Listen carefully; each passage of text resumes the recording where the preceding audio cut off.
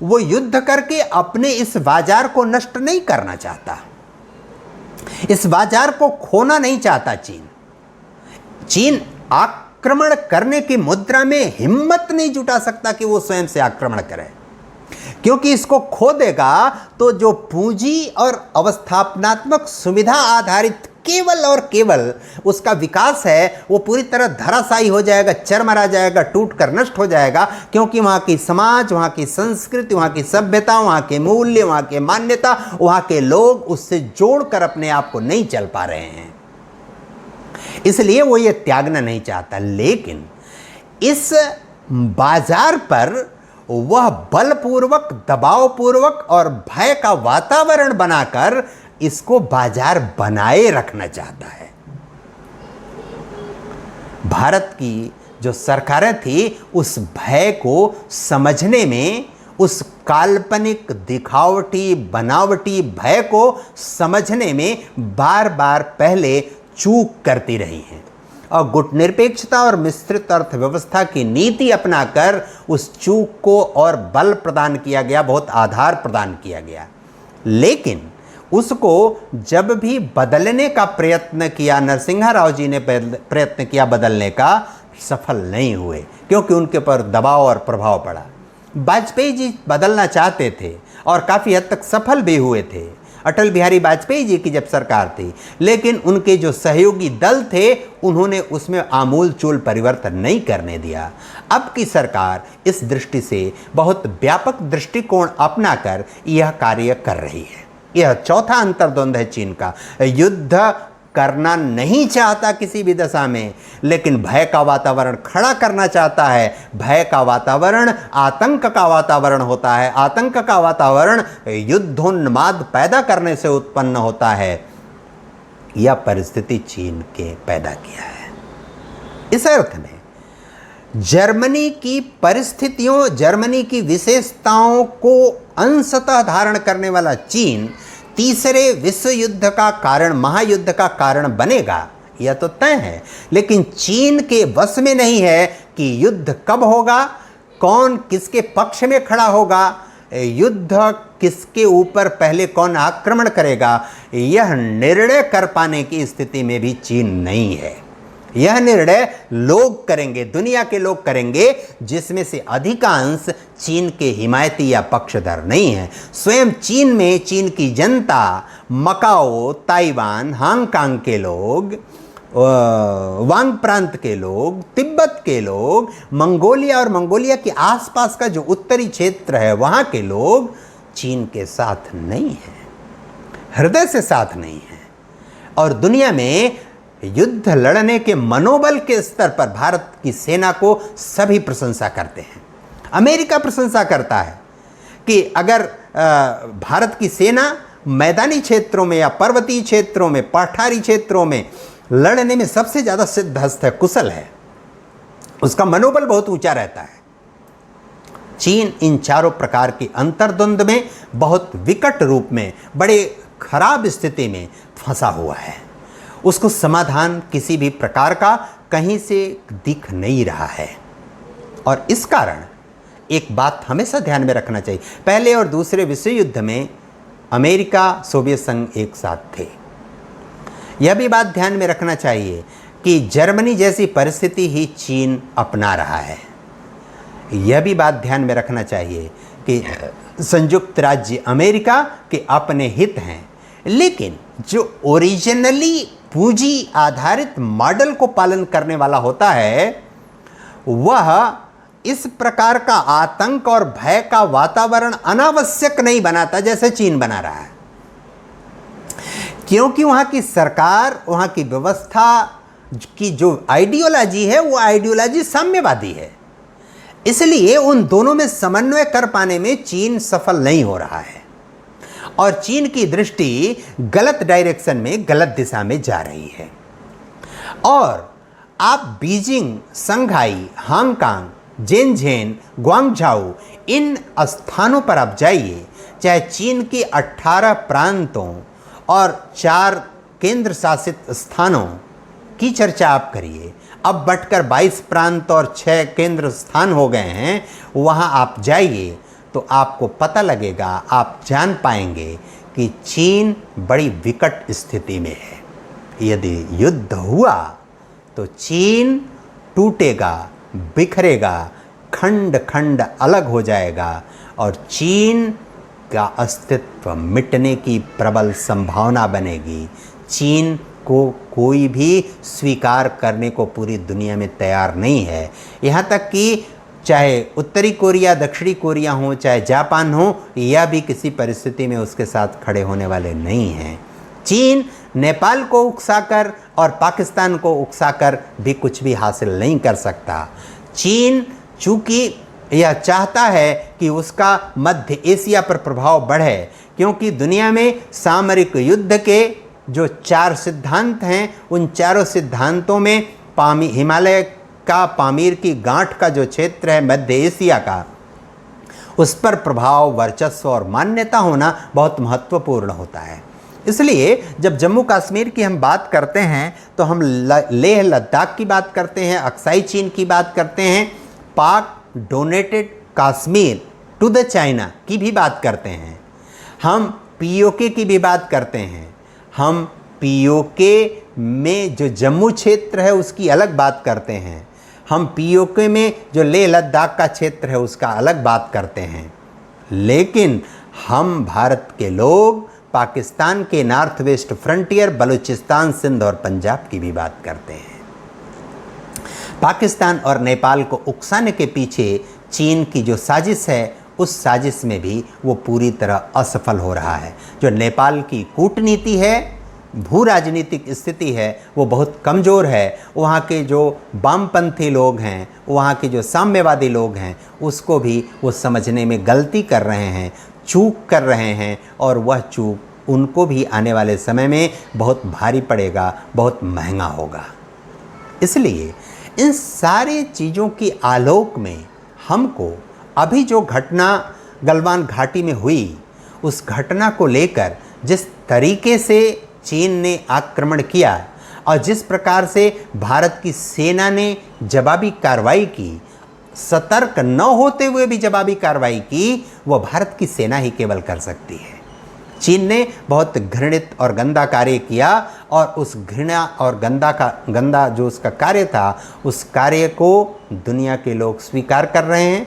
कूटनीतिक और रणनीतिक दृष्टि से पिछले 1 सप्ताह में भारत की सरकार ने जो योजना रचना बनाई है वो बहुत महत्वपूर्ण है। और यह चीज़ हमेशा ध्यान में रखने की है कि घेब्रेयस विश्व स्वास्थ्य संगठन के महासचिव को बीते 19 मई को जो मेल डोनाल्ड ट्रंप जी द्वारा किया गया है कि आप बताइए कि जो 3 विश्व स्वास्थ्य संगठन के आवश्यक शर्तें हैं कि आप दुनिया में पता लगाएंगे असाध्य रोग कहाँ कहाँ हैं, आप दुनिया में पता लगाएंगे कि उसके समाधान का रास्ता क्या है, आप दुनिया में ये पता लगाएंगे कि कहाँ कितने अधिक मरीज हैं उसके, और उसके समाधान कैसे किया जाए, इस पर आपने कुछ भी नहीं किया चीन को लेकर, कोविड-19 को लेकर। तो आप 14 अप्रैल को चीन जो $50 करोड़ प्रति वर्ष विश्व स्वास्थ्य संगठन को सहयोग प्रदान करता है, 14 अप्रैल को रोक दिया। और उस ट्वीट में डोनाल्ड ट्रंप ने लिखा कि आप यदि 30 दिन के अंदर, 1 महीने के अंदर इन तीनों प्रश्नों का समुचित और युक्तिसंगत, व्यवहारजन्य, संतुष्टिकारक उत्तर नहीं देते हैं तो अमेरिका स्थायी रूप से यह अनुदान विश्व स्वास्थ्य संगठन को रोक देगा। घेब्रेयस घबराहट में है और वह घबराहट चीन को भारी पड़ेगी। चीन उसी घबराहट में, उसी भारीपन में भारत के ऊपर इस तरह की कार्रवाई करने, दबाव में लेने और दुनिया को भी दबाव में लेने की कोशिश किया। वह खेल भी उसका उल्टा पड़ा और इस उल्टेपन में चीन अंदर से बहुत परेशान है, आतंक का वातावरण खड़ा कर रहा है। वह आतंक का वातावरण भारत और दुनिया में कहीं भी किसी को कतई स्वीकार नहीं होगा, और स्वीकार नहीं होगा तो दुनिया के लोग, हम बहुत सारी ऐसी चीज़ों की चर्चा जो जानकारी में है और सार्वजनिक मंच पर जानकारी में चर्चा नहीं करना चाहिए, ऐसे लोग जो चीन को स्वीकार नहीं करते, चीन को मान्यता नहीं देते। वान की मुन जब भारत संयुक्त राष्ट्र संघ के महासचिव थे, उस समय भी इसी प्रकार की घेब्रेयस के साथ जो उसने रणनीति अपनाई थी, 42 करोड़ डॉलर उनको घूस दिया था, क्योंकि बहुत बड़े व्यवसायी थे वान की मून। और उस समय भारत को संयुक्त राष्ट्र संघ में सुरक्षा परिषद के एक निकाय में सदस्यता के लिए आना था, जिसमें 27 सदस्य होते, 27 या 35 सदस्य होते हैं, आना था। वह प्रस्ताव ही एजेंडे पर नहीं आ पाया संयुक्त राष्ट्र संघ के महासचिव की साजिश के कारण।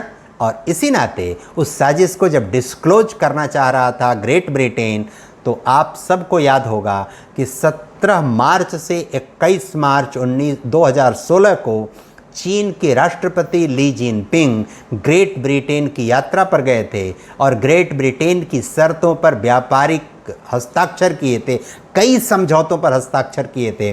जिन कंडीशन पर, जिन शर्तों पर इंग्लैंड समझौता चाहता था, उन शर्तों पर हस्ताक्षर किए थे। कुछ दिन तक ग्रेट ब्रिटेन शांत रहा, लेकिन पुनः उसने वो सारी बातें दुनिया को बताई, दुनिया के लोगों के संज्ञान में आया। यह दूसरा खेल चीन का है और चीन का यह खेल चीन के लिए ही बहुत बड़ी समस्या बनकर उभरने की संभावना बनेगी, ऐसा प्रतीत होता है। चीन के बारे में मेरा दृष्टिकोण बहुत भिन्न प्रकार का है। मैं चीन के दृष्टि से कोई चीज़ नहीं सोचता और विचार करता हूँ। मैं भारत की दृष्टि से वास्तविक तथ्यों के आलोक में आप विचार करेंगे तो इन तथ्यों को आपको स्वीकार करने में, मानने में, क्योंकि ये तथ्य हैं। और 10% लोग जो चीन में हैं, चाहे वो यहूदी हों, चाहे वो मुस्लिम हों, चाहे वो हिंदू हों, चाहे वो ईसाई हों, वे सभी मत के लोग, लगभग 3 से 3.5% वहाँ ईसाई लोग रहते हैं। उनके लिए इतना बड़ा आयोजन होता है क्योंकि दुनिया को आकर्षित करना है, प्रलोभन देना है और अपने देश के नागरिकों को दिखावटी, बनावटी और काल्पनिक देशभक्ति और राष्ट्रभक्ति का बोध कराते रहना है, अपने इसी आतंक और इसी भय का वातावरण खड़ा करके कि भारत से हमारा युद्ध हो सकता है, दुनिया से युद्ध हो सकता है और हमारी अर्थव्यवस्था चौपट हो सकती है। यह भय का वातावरण वो अपने अंदर भी बनाकर रखना चाहते हैं और उसी बहाने अपने देश की जनता को जोड़ कर रख पा रहे हैं। यह परिस्थिति चीन के लिए ठीक नहीं है। आने वाले समय में युद्ध होगा, दुनिया तय करेगी, चीन नहीं तय करेगा। युद्ध का परिणाम क्या होगा लगभग तय है। चीन संभल भी नहीं पाएगा क्योंकि सोवियत संघ 1989 में मिखाइल गोर्बाचेव के अपहरण के बाद और बोरिस येल्त्सिन द्वारा योजना बनाकर अपहरण कराना और फिर उन्हीं की योजना से उनको छुड़वा देना और 14 खंडों में सोवियत संघ के बिखर जाना, बिखरने के बाद भी सोवियत संघ ने जिस होशियारी, जिस समझदारी, जिस मैच्योरिटी से पालन किया, उससे संभल गया रूस, वर्तमान रूस। लेकिन चीन संभल नहीं पाएगा क्योंकि दुनिया में इकलौता ऐसा देश है जो क्रूरता, अमानवीय व्यवहार के बल पर खड़ा है। आने वाले समय में जो भी विश्व युद्ध होगा वह विश्व युद्ध मानवता और अमानवता के बीच होगा और वह जो भी युद्ध होगा उस युद्ध में मानवता ही विजयी होगी, इसकी भी गारंटी है। यह भी तय है कि भारत की अर्थव्यवस्था बहुत मजबूत स्थिति में है, आने वाले समय में मजबूत स्थिति में होगी। और यह भी समझने की ज़रूरत है कि भारत बहुत सारे प्रयत्नों के बाद, चाहे वो पूंजीवाद हो, चाहे वो निजीकरण हो, चाहे वो बाजारीकरण हो, चाहे वो उदारीकरण हो, चाहे जो भी हो, उन सब में, सब कुछ के बावजूद भारत अपनी मूल आध्यात्मिक चेतना, मूल आर्थिक चेतना, मूल सामाजिक चेतना, मूल सांस्कृतिक चेतना, इससे अपने आप को विमुख नहीं कर पाया है, उससे बचा कर रखा है और वह भारत को बनाए रखेगी, सजाए रखेगी, आगे चलाए रखेगी। पिछले 120 वर्ष में दुनिया में 4 मंदी के दौर आए हैं। उन चारों मंदी के दौर में भारत ही ऐसा देश है कि सबसे अधिक सक्षमता से उससे लड़ पाने में समर्थ रहा है, आगे बढ़ पाने में समर्थ रहा है, उससे निपट पाने में समर्थ रहा है और इसी का परिणाम है कि आप देखिए कि हमारे पास अवस्थापनात्मक सुविधाएं चिकित्सा से संबंधित बहुत कम हैं। हमारी जनसंख्या अमेरिका की जनसंख्या की लगभग 4 गुनी है। वो 34 करोड़ हैं, हम 134 करोड़ हैं। लेकिन कोविड-19 के कारण हताहत होने वालों की संख्या भारत में आज भी बहुत कम है, दुनिया की तुलना में बहुत कम है। इस नाते भारत की जो प्रणाली है, स्वयं से संरक्षित होने वाली प्रणाली, नियम और संयम का स्वयं से पालन करने वाली प्रणाली, वह प्रणाली भारत को जीवंत रखेगी, आगे बढ़ाएगी। भारत के सामने थोड़े दिनों के लिए किसी प्रकार का चिंता, संकट, परेशानी, दिक्कत आ सकती है, लेकिन अंततः भारत विश्वगुरु था, विश्वगुरु है, विश्वगुरु रहेगा, इसमें कोई दो राय नहीं है। भारत का कोई भी कुछ बिगाड़ नहीं सकता, यह बात तय है। और यह बात केवल कल्पना के आधार पर, केवल भावना के आधार पर नहीं, बल्कि गहन अध्ययन, विश्लेषण के आधार पर, प्रज्ञा के आधार पर, विद्या के आधार पर, विज्ञान के तथ्यों के आधार पर और ज्ञान के तथ्यों के आधार पर यह बात कहने का पर्याप्त आधार और कारण है। और यह बात कोई भी कह सकता है, कोई भी समझ सकता है, कोई भी जान सकता है। आज के इस अवसर पर इस विषय से संबंधित बहुत सी बातें की जा सकती हैं, लंबी चौड़ी बात की जा सकती है। इस विषय से संदर्भ और प्रसंग से जुड़े हुए बहुत सारे विषयों पर चर्चा वार्ता हम कर सकते हैं, लेकिन आज इस अवसर पर इतना ही निवेदन करते हुए हम अपनी बात पूर्ण करते हैं, इतना संज्ञान लेते हुए कि अमेरिका भी बाजार की दृष्टि से, अमेरिका में रहने वाले अनिवासी भारतीयों की दृष्टि से भारत को कभी नाराज़ नहीं करेगा। रूस भी भारत को नाराज़ नहीं कर सकता, फ्रांस भी नहीं, इजराइल भी नहीं, ग्रेट ब्रिटेन भी नहीं, ऑस्ट्रेलिया भी नहीं, साउथ अफ्रीका भी नहीं, ब्राज़ील भी नहीं। इसलिए आने वाला समय भारत का होगा। बहुत बहुत धन्यवाद। नमस्कार। भारत माता की जय।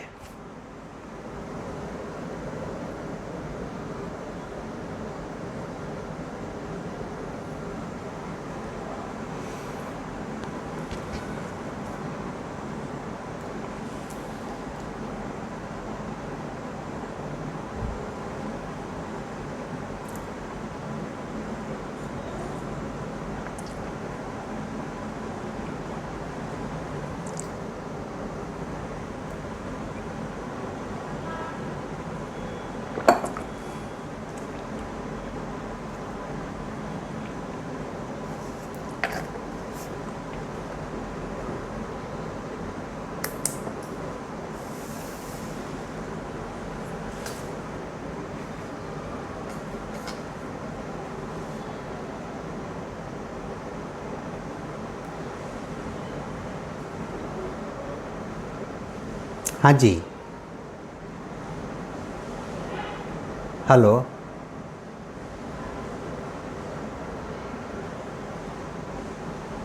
जी,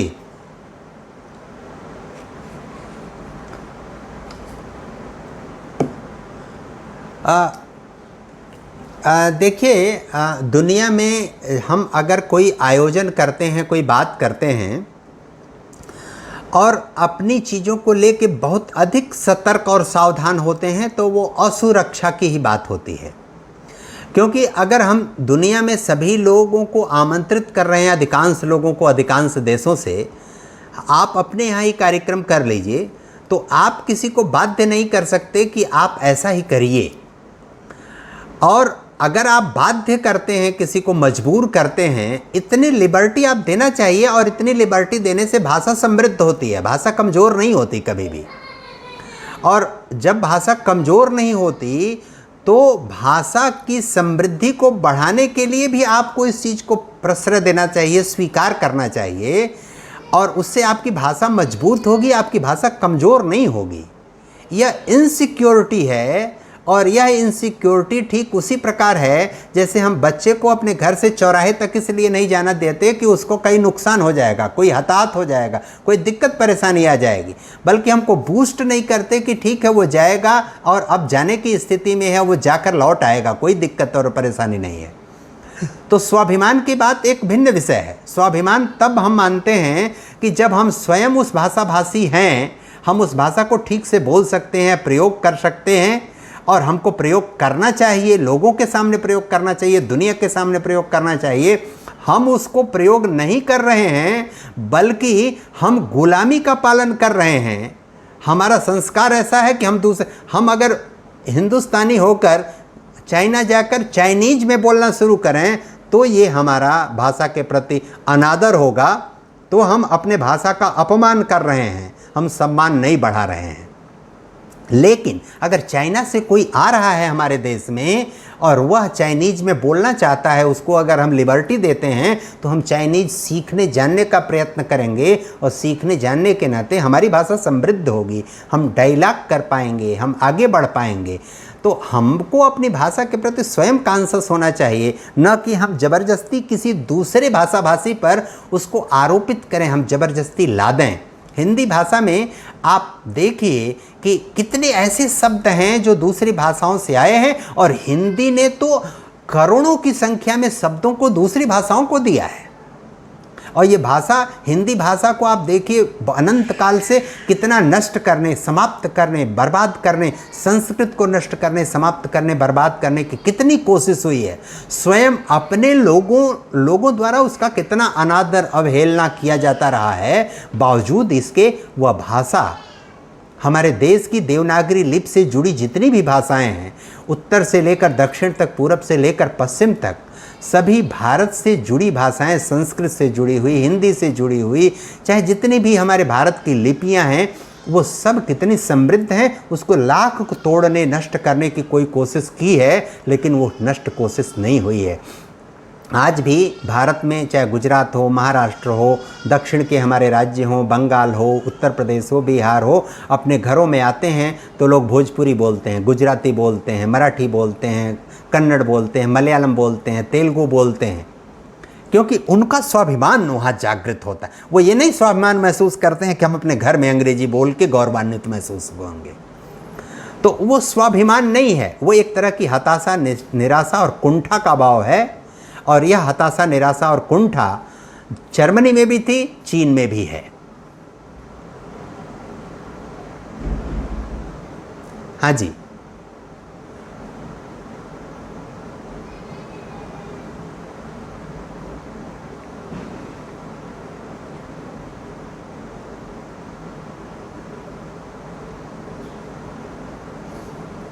जी नमस्कार।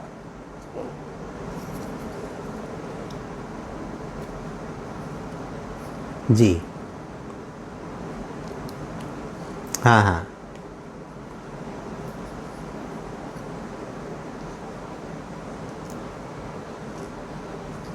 हाँ हाँ जी। देखिए, चीन की परिस्थिति भिन्न है, नेपाल की परिस्थिति भिन्न है। चीन ने अपने साम्यवादी शासन प्रणाली के दबाव में वहाँ के लोगों को रख कर और देशभक्ति और राष्ट्रभक्ति का दिखावटी पाठ पढ़ाकर अपने से जोड़ कर रखा हुआ है। लेकिन नेपाल की परिस्थिति इस अर्थ में भिन्न है कि नेपाल को जब आप पूरा सर्वेक्षण करेंगे तो जो ऊपरी नेपाल का इलाका है वहाँ 3 पतली पट्टी है पश्चिम से पूरब की तरफ। ऊपरी इलाके में गोरखाली लोग रहते हैं और गोरखाली लोगों के रहन सहन, आचार विचार, खान पान ज़्यादातर पहाड़ी इलाकों से मेल खाते हैं। जो मध्यवर्ती पेटी है, बीच वाली, वहाँ नेपाली लोग रहते हैं, मूल नेपाली। और जो तटीय क्षेत्र, दक्षिण का इलाका जो भारत से लगा हुआ है, रामपुर से लेकर किशनगंज, अररिया, बिहार तक, यह क्षेत्र मधेसी लोगों का है। मधेसी लोगों में अधिकांश भारतीय हैं जो वहाँ जाकर व्यापार की दृष्टि से गए हैं। और हरियाणा, दिल्ली, पंजाब, राजस्थान, पश्चिमी उत्तर प्रदेश, बिहार से बहुत सारे व्यवसायी जो गए हैं, पहले गए, वो मध्य नेपाल में भी हैं, नेपाल में भी रहते हैं। इस तरह से नेपाली, गोरखाली और मधेसी 3 संवर्ग के लोग हैं।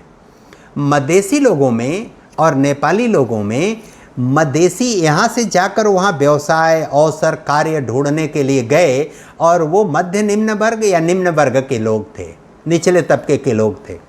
नेपाल से बहुत सारे लोग उत्तर प्रदेश और बिहार में और देश के बहुत सारे हिस्सों में रहते हैं, वो भी रोजी रोजगार के चक्कर में और अपनी आर्थिक स्थिति सुदृढ़ करने के लिए नेपाल से बाहर आकर रहते हैं और बहुत सहजता से रहते हैं।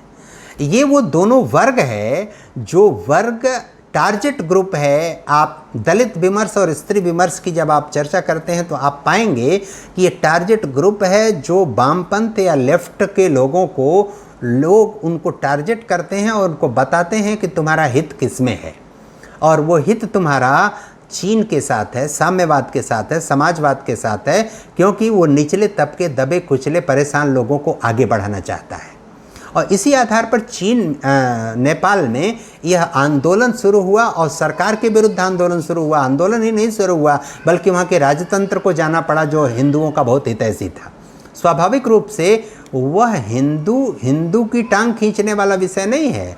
हिंदुओं में बहुत सारे हिंदू ऐसे हैं, पुष्पदहल प्रचंड हिंदू हैं, बल्कि ब्राह्मण हैं, सीताराम येचुरी ब्राह्मण हैं, प्रकाश करात हैं, वी.एस. नंबूदरीपाद हैं, बुद्धदेव भट्टाचार्य हैं, ज्योति बसु हैं। ये सभी हिंदुस्तानी लोग हैं, हिंदू हैं, सनातनी हैं, मान्यताओं को मानने वाले हैं, लेकिन इनकी विचारधारा जो है वो दलित विमर्श, स्त्री विमर्श के कारण ऐसी दृष्टि से कार्य करती है कि वह दृष्टि भारतीय दृष्टि नहीं है, सनातन दृष्टि नहीं है। और भारतीय और सनातन दृष्टि ही हिंदू दृष्टि है। और इस नाते हमारे आप जैसे लोग हिंदू दृष्टि से जब बात सोचते हैं, भारतीय दृष्टि से, राष्ट्रवाद की दृष्टि से, एकात्म मानववाद की दृष्टि से जब विचार करते हैं तो हमको लगता है कि हमारा हिंदू ही हमारी टांग खींच रहा है। यही स्थिति नेपाल में हो रही है और नेपाल इसी कारण से चीन के प्रभाव में और दबाव में है। वहाँ के वर्तमान जो प्रधानमंत्री हैं वह भी माओवादी हैं और इस नाते वह भी उनके दबाव और प्रभाव में है। मदेशियों में बहुत सारे ऐसे हैं जो भारत के पक्षकार हैं, लेकिन वो उग्र आंदोलन में हिस्सा नहीं ले सकते। नेपालियों में बहुत सारे भारत के पक्षदार हैं, उनके बहुत सारे रिश्तेदारी है, बहुत सारे उनके घर परिवार के लोग हिंदुस्तान में, उत्तर प्रदेश, बिहार में, देश के अन्य हिस्सों में रहते हैं। गोरखालियों में बहुत से रहते हैं और गोरखपुर में तो सेना का बहुत बड़ा सेंटर है और जहाँ से मैं आता हूँ यहाँ गोरखा रेजिमेंट है बाकायदे, और गोरखा रेजिमेंट में मूल नेपाली बहुत सारी संख्या में है और इतने देशभक्त हैं, भारत के प्रति इतने वफादार हैं कि आप उनके बारे में भारत के विरुद्ध कोई बात नहीं कर सकते। तो एक ऐसा वर्ग है, एक खास वर्ग है और वही वर्ग चूँकि दलित वर्ग विमर्श, स्त्री विमर्श से ही तुष्टीकरण की नीति अपनाता है, अल्पसंख्यक वाद का नारा देता है और इसी नीति रामपुर मुरादाबाद से लेकर जो उत्तराखंड का हरिद्वार का इलाका है, ऊधम सिंह नगर का, वहाँ से लेकर किशनगंज, अररिया, सिक्किम तक का, इस पूरे बेल्ट में जो मदरसों का मायाजाल फैला है, उस मायाजाल को फैलाने में भी इन्हीं माओवादियों का, इन्हीं दलित स्त्री विमर्श का ढकोसला करने वाले लोगों ने उनको प्रश्रय दिया है, बढ़ावा दिया है, उनको आगे बढ़ाने की सुनियोजित साजिश और हमें सहयोग करेंगे, भारत विरोधी गतिविधियों को बढ़ाएंगे, यह उद्देश्य उनका रहा है। इसलिए हम नेपाल को थोड़ा भिन्न अर्थ में और चीन को भिन्न अर्थ में यदि हम समझने की कोशिश करेंगे तो वह हिंदुओं को हिंदियों की टांग खींचने का नहीं है, वह एक निश्चित विचारधारा के, जो विचारधारा आतंक पोषित है, जो विचारधारा हिंसक है, जो विचारधारा अमानवीय है, उस विचारधारा के लोग जिसका पालन करते हैं वह मानवीय विचारधारा, राष्ट्रवादी, सनातनी लोगों के विरोधी हो जाते हैं। और वही विरोध नेपाल में चल रहा है, भारत में भी चल रहा है कि भारत के बहुत सारे जो अपने आप को हिंदू कहते हैं और हिंदू मंदिरों में भी चुनावों में जाते हैं, मैं किसी का नाम नहीं लेना चाहता, ऐसे लोगों को आप देखिए कि उनको इंडिया चाइना फेस ऑफ का अर्थ नहीं पता, इंडिया चाइना स्टैंड ऑफ का अर्थ नहीं पता, या पता है तो वो किस तरह से उसका इंटरप्रिटेशन कर रहे हैं भारत के विरुद्ध। इस चीज़ को हमको, आपको, सबको समझना पड़ेगा और विचारधारा के स्तर पर हमको मजबूती अपनानी पड़ेगी, मजबूती से काम करना पड़ेगा। जन जन तक, भारत के कोने कोने तक, प्रत्येक समाज के वर्ग तक, प्रत्येक व्यक्ति तक, प्रत्येक भारत के नागरिक तक हम अपनी भारत की विचारधारा, सनातनी विचारधारा, राष्ट्रवादी विचारधारा सबके पास ले जाएं, सबको बताएं, सबको समझाएं, उसके प्रभाव में ले आएं। जब वो अपनाएंगे तो हम अपनी बात